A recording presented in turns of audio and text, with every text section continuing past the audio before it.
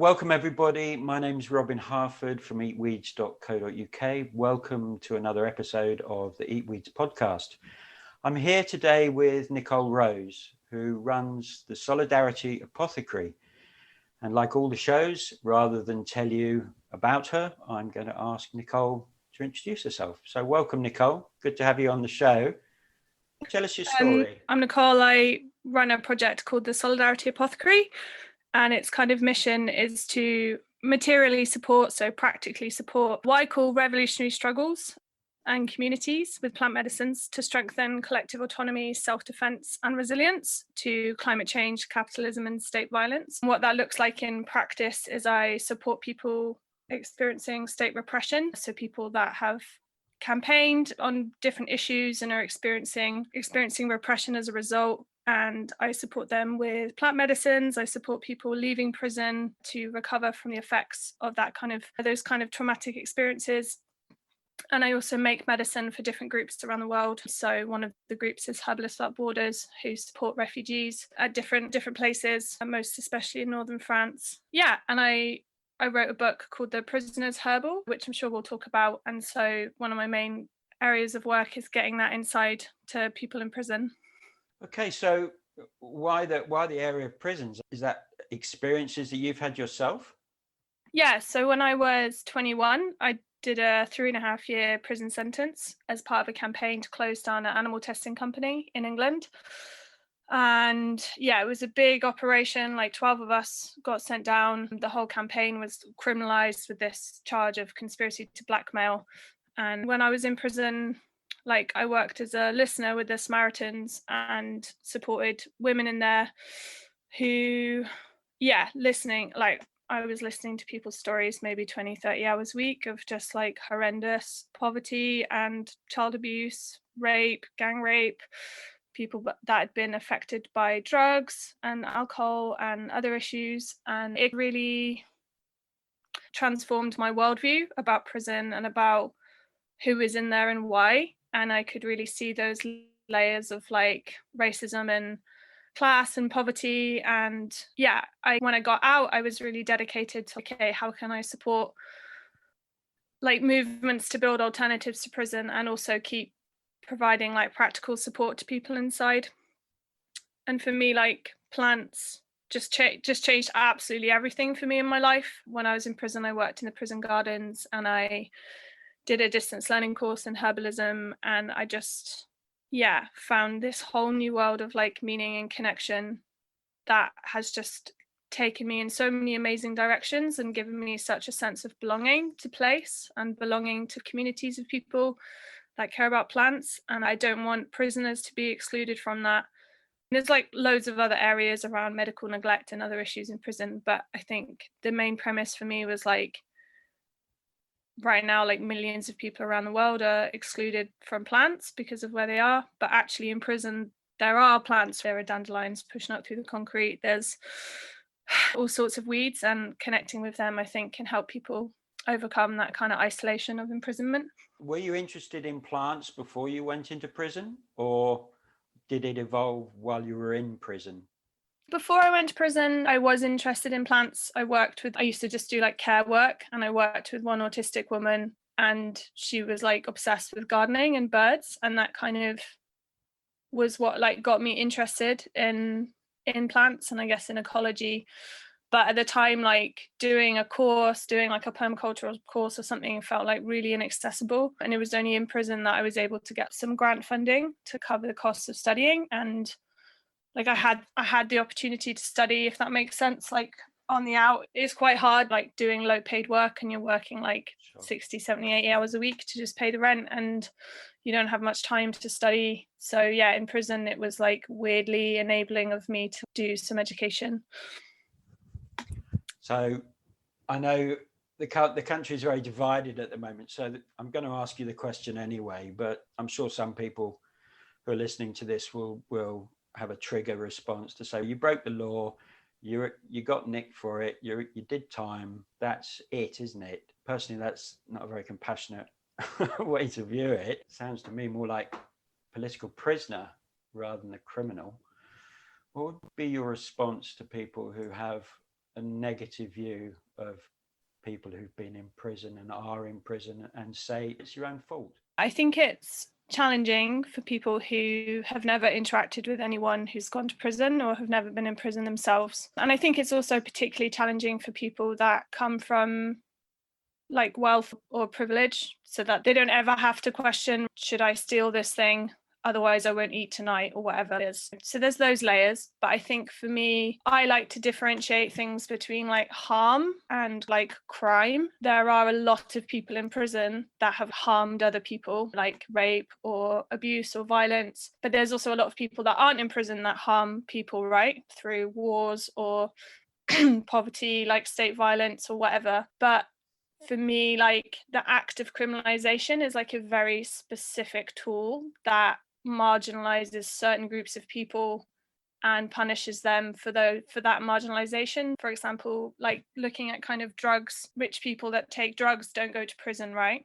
Like it doesn't work like that. It's people that use drugs who don't have the money to sustain their drug habit that go to prison. I think we need to differentiate like what's actually like causing harm and what's quote unquote crimes, and recognizing that lots of people in prison have caused harm, but also recognizing that a lot of people in prison are like massive receivers of harm. It's really even just I'm not going to quote the statistics accurately, but like huge numbers of people in prison have been abused as children and that's led to drug use to help manage their nervous systems, or if there's inaccessibility to trauma support, then people are going to self-medicate or enact like harmful behaviors. So for example, in my experiences of being a Samaritan inside, it was like, yeah, you're listening to like people that have survived like really extreme abuse as children, and that I didn't meet really anyone in prison that had a really messed up childhood. And there's like lots of public sympathy, for example, with child abuse, like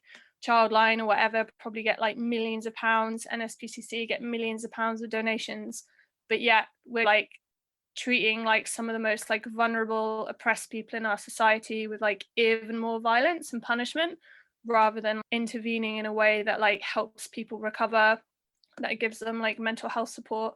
Like right now, prison is basically just like one giant mental health institution, but with no care or support or like therapeutic kind of like interventions available. People are just getting punished because they have like mental health issues. So yeah, so there's like tons and tons of layers, but I think if people can have a starting point of separating harm from like notions of crime, and if people can look at like structural factors and forms of injustice that contribute to who goes to prison and who doesn't, and who gets criminalized and who doesn't, I think that's a really good starting point for understanding like quite a complex issue.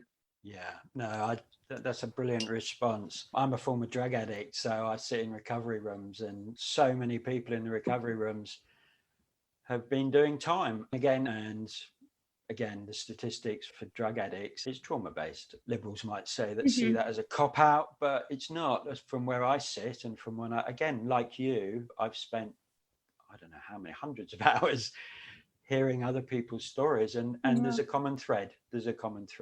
Violence, abuse, and PTSD is pretty high up there for most drug addicts. So thank you for clarifying that, because I know it's a contentious one in our culture. Some people are very compassionate towards prisoners. Others just go, well, I just wanted that cleared, and that's really good. So in prison, I know from looking at your site and looking at some other kind of interviews that you've done that, as we just said, PTSD and trauma is massive. Not only the trauma from our past, but as Derek Jensen says, we live in a culture, call it capitalist, but a culture that is an abusive culture. And as a result, every citizen within this culture is traumatized at some level. And we're all just trying to manage that. So prison's an extreme kind of focus point for that. So I'm interested in, with plants, I'm really interested in two things. One, I heard you mention, I can't remember where it was, that you didn't, where you were, because it was maximum security, you didn't have access to things like a kettle for boiled water. Obviously, there's no alcohol available. Oils were really hard. So firstly, what kind of plants did you start discovering in the prison you were in? And secondly, our traditional herbal medicine uses water, uses alcohol, uses oils, or uses boiling water anyway, alcohol and oils. So how did you rejig your medicine making for the context of where you found yourself? So the thing about people in prison is that they're just like absolute like geniuses with adaptation. Like you wouldn't believe all the different things you could do with a dishcloth, for example, like curtain holders, like toilet roll holder, like all this stuff. So I think working with plants inside was like an extension of that creativity. I did have a kettle, like kind of 2/3 of my sentence, which was good. But the first while I didn't, but you can still get hot water in a flask before you get locked in. But yeah, eventually after the first couple of months, when I got the security clearance, I was able to work in the gardens. And I say gardens, they're like concrete patches of grass in each courtyard. And then quite a big central garden in the middle of the prison, which had like things like roses. But yeah, I mostly learned about plant medicines from this really amazing woman called Helen, who was like older and Scottish. I think she was in her 70s. And she was like, this is chickweed. You can eat that. It's full of minerals. And I was like, oh, awesome. And then, this is dandelion. So yeah, it was mostly like things that you can find on disturbed soil. So dandelions, plantain, yarrow, chickweed, mallow, some nettle, and kind of like wild chamomile, like pineapple weed, self-heal, daisies, and rose. Like they're all the plants that I've profiled in the Prisoner's Herbal book. Like before I went in, like I just thought, that's it. I'm not going to be able to like connect with the land again, like while I'm inside. And that was like one of my biggest fears, because like before I went to prison, I lived in Cornwall, so it's like wild landscapes were like really like important to me. But just like the first day I walked in, I remember like seeing these 2 crows like on the fence, and there was like magpies, and there was like all these weeds, and I was like, shit, like there's like, why was I so arrogant to think there wouldn't be like nature here? Yeah, so we'd get searched every day from the gardens to check that we weren't like smuggling drugs around the prison. So I'd have to stuff like greens into my bra or into my underwear and then take it back to my cell. And I dry all the roots out on the prison radiators, which in the winter would do blasts out like tons of heat. And I would mostly eat things raw or make cups of tea. Sometimes I might, if I managed to scavenge a food box or something from the kitchen, I might do a foot bath. But generally it was like lots of eating and experimenting. I definitely obviously couldn't make any tinctures or lotions or potions, but I'm really glad that was my introduction to herbalism, because I think like now I'm out, I'm like such a gearhead. I've just got all the blenders and the glycerin and the vodka, like just this huge apothecary like stuff. And I'm like, actually, sometimes if I'm traveling and I just cut myself, I just look down and there's a yarrow and I'm like, okay, I just need that like back to basics relationship again. But yeah, and I think other prisoners like around the world have different access. So some people might not be able to have anything. And so like in the book, I included stuff about like other ways to connect with plants, like drawing them or reading about them or studying them or doing poetry or whatever. And then other prisoners again might have even more access. So there is quite a long tradition of like horticulture with prisoners, so they can access more plants like calendula or whatever. Yeah, hopefully the book is useful for people in like their different situations, including people on the outside. Absolutely. No, absolutely. But we'll get into a bit more about the book, where folks can get it for a bit later on. So you said you had to shove plants in your underwear. So were you not allowed to gather and take them inside? Was there kind of a prohibition of green beings in your... Like, I think the main gardens officer like kind of knew what I was up to and didn't really care. But I think if we had another officer searching us, like a security department person, they would definitely take anything we had on us that was like not our ID card or whatever. So I did have like a few pouches of greens taken off me before I started doing the bra thing. But like in prison, it's like people think it's this like hotbed of discipline and rules, but actually like they just make it up. Like one rule you have is like one day you're not allowed to do this, the next day you are. One day you're not allowed this book, the next day it gets delivered to you. It's just like complete mayhem. So you just have to chance it basically. But like I did get my cell searched quite a lot.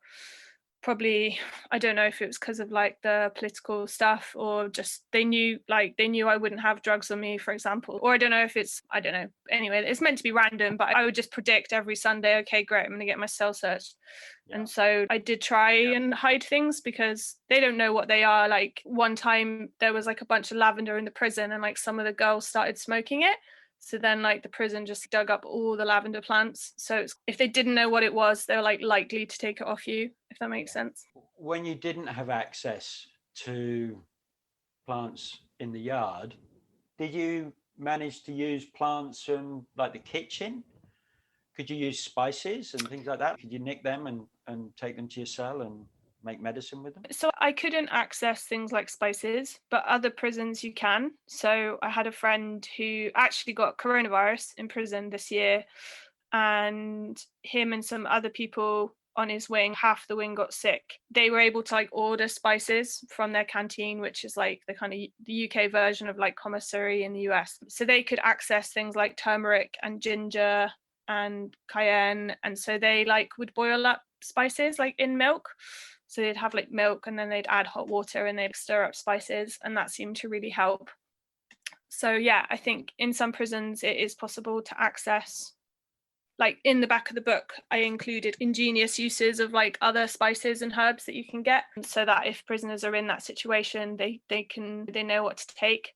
Like I think a lot of kind of middle class people have like quite assumed self-care knowledge of, oh, if you have constipation, you should eat this or you should eat more fruit. But I think for people who have had like more chaotic childhoods or haven't been like parented in the same way, there is like a real lack of that like basic self-care information of like how you treat a cold, or how you treat constipation, and I think that's what I wanted to include in the book at the back, was just like more general, a little bit of general knowledge about nutrition, because that's so missing in prison especially. But yeah, so just tips and tricks on using like spices and herbs that you can get.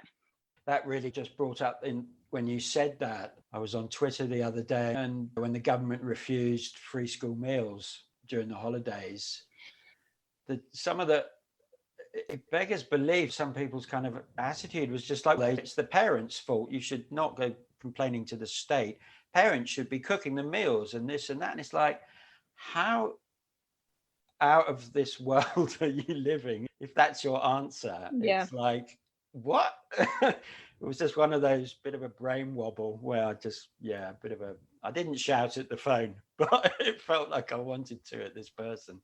It's like, really, God. Yeah. Anyway, yeah, we could get into all that, but we'll leave it for another time. So I'm really interested whether or not this involves prison or out of prison, but a lot of activists, certainly myself in the past, and some of my younger friends, there's serious burnout going down. So do you support activists now with kind of plant medicines? And if so, what kind of plants are you using to help with that kind of burnout that comes from years, decades? Yeah, I think my main way that I've been trying to support organisers is through my Overcoming Burnout blogs, which then turned into a book, which was like a reflection of my own journey of getting like chronically ill and then recovering. Was that because of your activism, the burnout, or was that just life? I think both. Definitely because of organising. Like I got politically active from when I was like 10 years old and grew up in a very active animal liberation movement, and then had this 10 years of repression and prison, and then had a number of close friends die in succession. I had 9 bereavements within like a couple of years, and I'd so learned this like workaholic pattern and didn't know.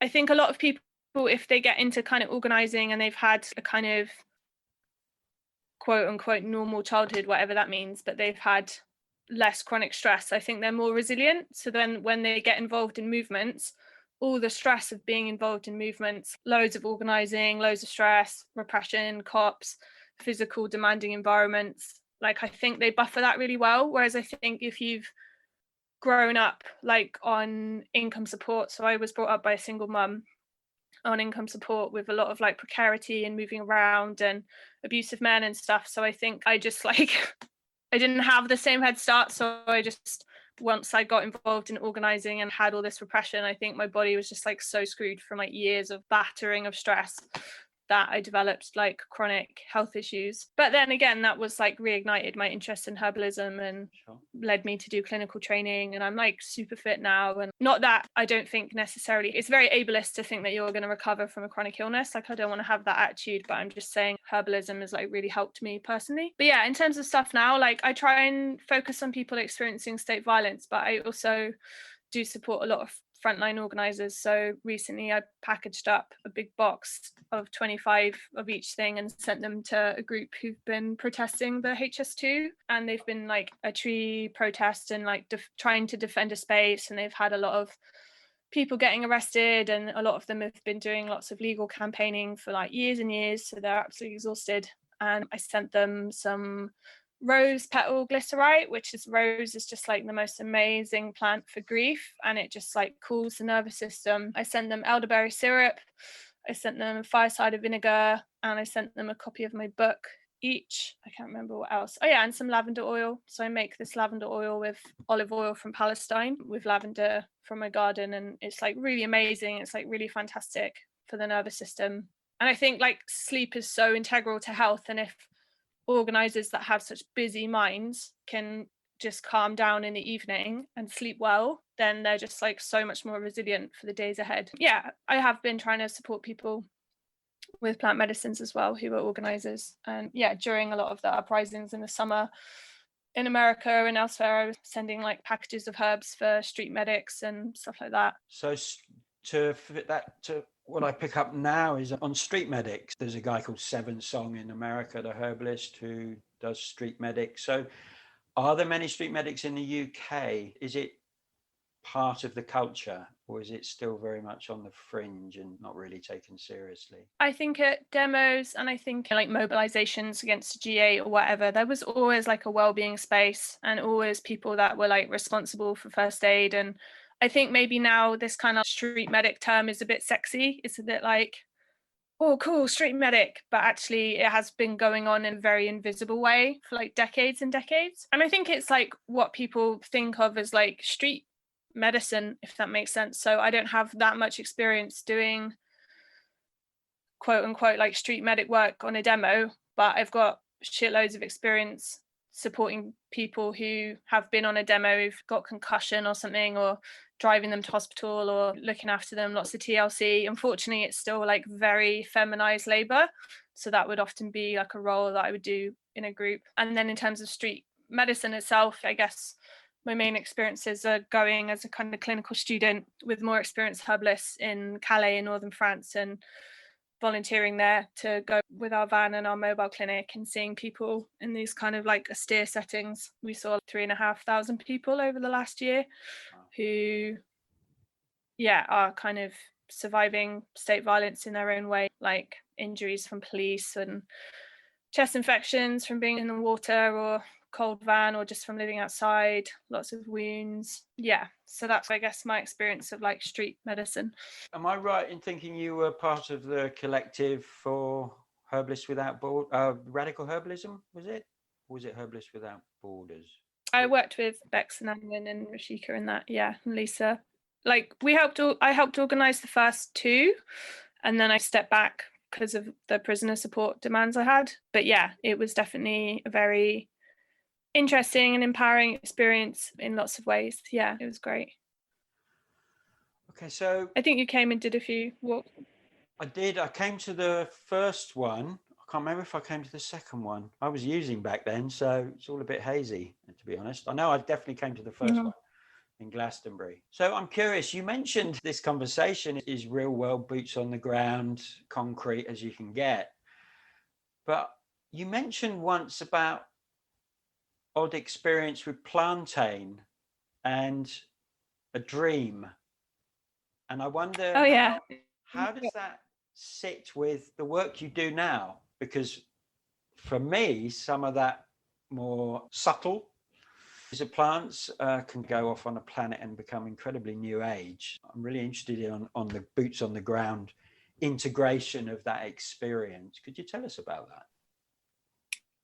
Sure. Yeah, just to give a bit of context to listeners, one of the examples I give in my book is when I had this dream in prison about plantain, and there was like a voice saying, "Oh, it's for wounded." And I was just like, yeah, just dreaming about plantain and hearing that. And at the time, like I hadn't studied plantain. I didn't know about its like vulnerary or wound healing properties. And then I looked it up and was like, oh, awesome. And then the interesting thing about prison is that you're so separate from the internet and you're so separate from subcultures and movements and Instagram or whatever. So it was interesting getting out and then reading more about like indigenous herbalism and traditions and lineages around the world, and how like dreams or kind of these experiences were like a very common way that people received information about plants.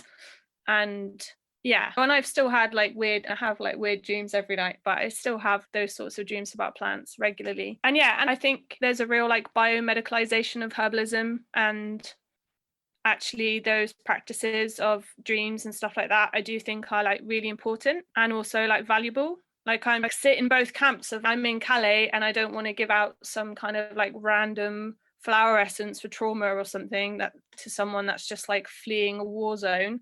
Sure.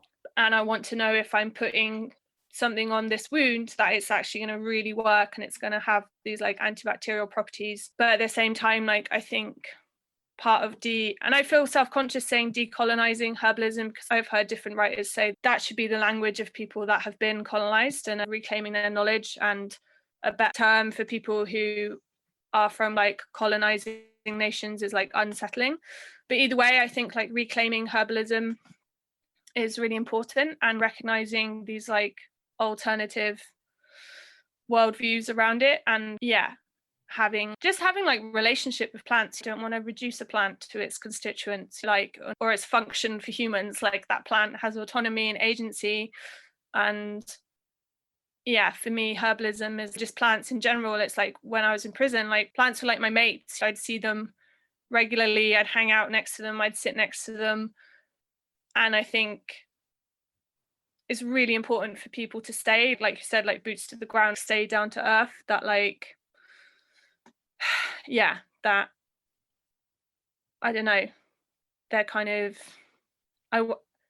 it's not that I want to see them as equals, but I want to see them as like full beings in and of themselves, beyond what use they can give to humans, if that makes sense. And that they have their own crews and community and everything else. I love the fact that like learning about like mycelium and stuff, and how plants will share kind of chemicals and medicine with each other, let alone with humans, and that they'll also share that with animals, like whether it's a little bird harvesting a mint leaf and adding it to its nest. Like that stuff is just, oh, it's so good to me. Like I just, yeah. And I think when I think about plants, I think it's in the other Robin's book, The Braiding Sweetgrass. And it's one of the translations of plants is like those that take care of us. And I feel like so many people in prison like haven't been taken care of by family or the state or by communities. They've just been excluded or marginalized or oppressed or like violently violated. And so to be connected with plants that take care of you is like really special. I totally go with that. In my own journey, I found that there's two parts of what you've just said I want to feed back on. In my own journey, I would be walking around and I'd suddenly have these flashes of like insight or intuition. And I would then discover the plant, go to the plant, look at it, pay attention to it. I'd then take a piece of it away, and then I would use research to explore deeper the plant. And I found food plants that aren't in any of the books through that process. So that sounds initially completely off the planet. So when I say boots on the ground, for me, it's a lot of people who come on my courses, they say, well, I have these experiences with plants, and that's really cool. But there could be two things going on. One, you could just be bullshitting yourself, projecting, which I think happens an awful lot personally. But if you want to take it boots on the ground, pay attention to those flashes of insights and then go and do research. When you've got the research, that will more than likely validate your flash of insight, like you had with plantain. There's another part of it that I wanted to feed off, which I've completely forgotten now. But it's an interesting one, this interaction, this relationship that we have with plants. And it was more like I posted a thing up on social media yesterday on sustainable and ethical wild harvesting practices, and giving guidelines on the amounts that people might want to consider when they're gathering plants. And it feels like within the plant communities that there are those of us who understand and have an appreciation, and certainly for me, a reverence for the relationship that humans have with plants and plants have with humans. And then there are those within the plant community who see plants as just a resource. So they are colonial in that sense, imperialist in that sense, in that they just see the plant, they see a load of mushrooms and they want it all for them. And they just strip it and they're takers and just takers, and generally for profit or coins. And even people in my audience, I know, because I know of some of the comments that I got just yesterday, that we really have to engender as plant teachers, for want of a better word, a word I don't really like. I still sit uncomfortably with that word teacher. I really do encourage people to really just not see everything non-human as yours. Yeah. If anything, you are it.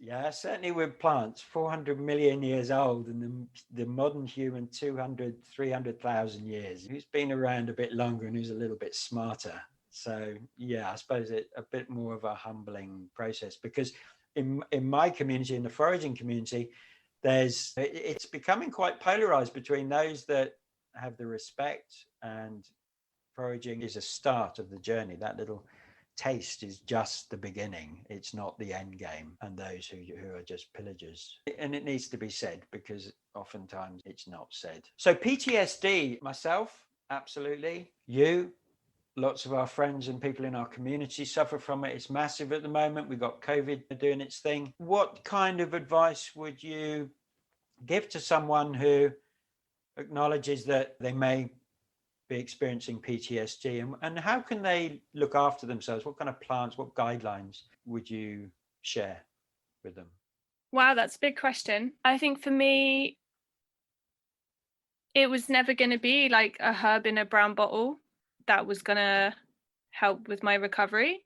And I think Western herbalism especially has this like real wannabe doctor syndrome of, oh, you get your prescription in the bottle and the herbalist has all the power and knowledge and everything else. But I think for me, it was like, it's the act of herbalism that is the recovery for me. So I even now, like, I do tons of prisoner support, and I get like regular phone calls from friends in prison who are experiencing things I saw or witnessed, like people getting bent up by officers, or violence in the prison or whatever, or like extreme kind of solitary. And I can take certain plants in the daytime, like maybe it's like the rose petal, or maybe it's some sort of like nervous system mix with milky oats or vervain or something like this. But actually, like, the best thing to soothe my nervous system and help me self-regulate is going outside.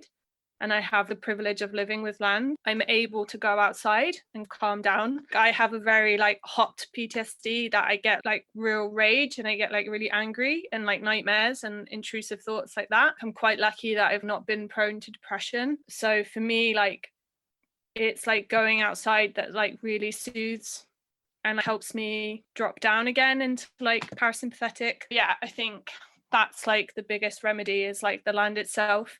But I definitely encourage people to go see herbalists. But you could be given something that you have no relationship with, and it will work on a biological level. It might help with your nerve communication or your brain chemistry or something, but actually that relationship is what's healing. So for me, like, I'm taking a nervine mix at the moment. I'm actually taking some St. John's wort, which obviously there's like lots of cautions with, so I wouldn't just take it willy-nilly, but like it has contraindications and reacts with all sorts of stuff. But like for me, taking it is wonderful. But I remember being in the summer in the sun harvesting St. John's wort from my garden and making that glycerite. And so that is the medicine for me. Is I have a relationship with that plant, and now that plant is supporting me through this like winter and this lockdown. So yes, definitely go to herbalists, but actually like self-educating about plants and also joining in community, right? Like I'm sure you've taught like a million plant walks. It's never, oh, this person's learnt about this herb and that's really exciting. It's that, they made a new friend today. They made a friend with the plant, and they made a friend with the person on the course, and that's going to help them more with their depression than that plant would in a brown bottle. I would really encourage people to find collective care from plants and from other humans and try to recover collectively in a support network rather than like buying a bunch of stuff at Holland & Barrett and swinging it back and seeing if it will touch the sides. Yeah. And I think for a lot of people, if you haven't known safety, because like humans have been like incredibly untrustworthy to you, like whether it's parents or other people or prison officers, it's very hard to find trust in humans. And so I think that's why people that connect with animals or with plants, like it's so therapeutic, because you can like trust a plant. And if you've got like abandonment issues or something, then it's like plants aren't going to abandon you either. Like they're kind of, we think they're stationary. They're not actually that stationary. But yeah, I think people can build that trust and that like co-regulation with a plant. And that will give them like a stronger foundation to then do like therapy or whatever, or take medication. That's really good. I got a bit plugged in there because my own journey towards the end of my addiction, just before I got into recovery, humans I could not trust. I just hung out in the hedge because that was where I felt safe and secure. And it may sound completely flaky to some people. When the human world, if you're a good drug addict, and you lose a lot, but what you don't lose is the earth, and what you don't lose are the plants. And you absolutely nailed it. For those of us who've experienced that suffering, they are the safety zone. And it's so important to not just, like you say, go to Holland and Barrett.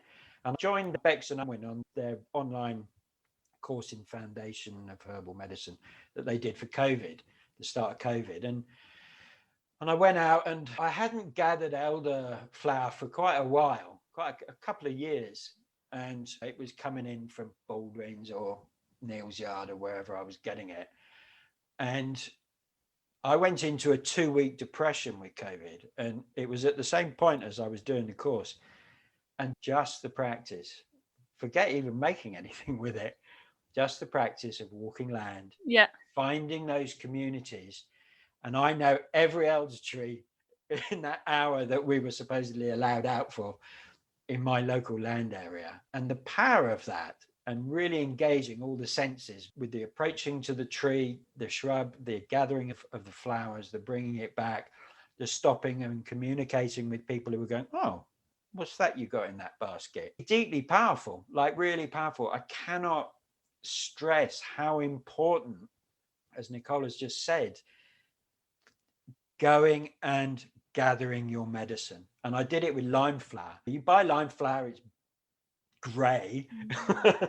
It's got loads of dried wing in it. And I spent a whole afternoon gathering the most extraordinary lime flowers and just gathering the flowers. And you will never buy this, but that healing process, apart from the de-stress, just the relaxation response of being around something like lime flower, which absolutely has the most exquisite scent and smell, and you're gathering and you're getting the stickiness on your fingers. It's really important. So please don't just read. You can use elderberry or lime in a book and go and buy it from the shop. Obviously, if you don't have it, then that's the default. But when the seasons come, it's how we embed and become very intimate with our place, where the place being where we find our feet at any given time. So now I'm rambling. So that was really good. So we're coming up for about an hour, and I'd love you to, in the show notes for anyone who's listening in this, there will be all the resources linking to Nicole's work, the Prisoner Handbook, the Burnout book, for people who might not go to the website, would you like to just point people to where they can find you online? Just give them your website addresses or social feeds or whatever. Sure. Yeah, don't use social media loads. I just use Instagram. So my Instagram is at solidarity.apothecary and my website is solidarityapothecary.org. Yeah, those are my two places. And the books, The Prisoner's Herbal and Overcoming Burnout, are both available online. And shameless plug, but we also have these incredibly beautiful herbal bandanas with amazing illustrations of medicinal plants that we're selling to raise money for our mobile clinic in Calais with Herbalists Without Borders. And also me and a friend are about to publish a colouring book with medicinal plants and a little bit about their properties, and the proceeds of that will pay for copies of the colouring book to go to prisoners as well. So that will hopefully be coming out at the end of the month. That's really cool. I didn't realise when I asked you to come on the show that I'd already got your books. I don't know when I got them. But I got them. So that was nice. And thank you very much for coming on. The Stories of Plants is the stories of humans and all aspects of humans in whatever way they turn up in our lives. And for you, they turned up in a prison. And that's quite extraordinary where they've led you. So thank you. Thank you for having me.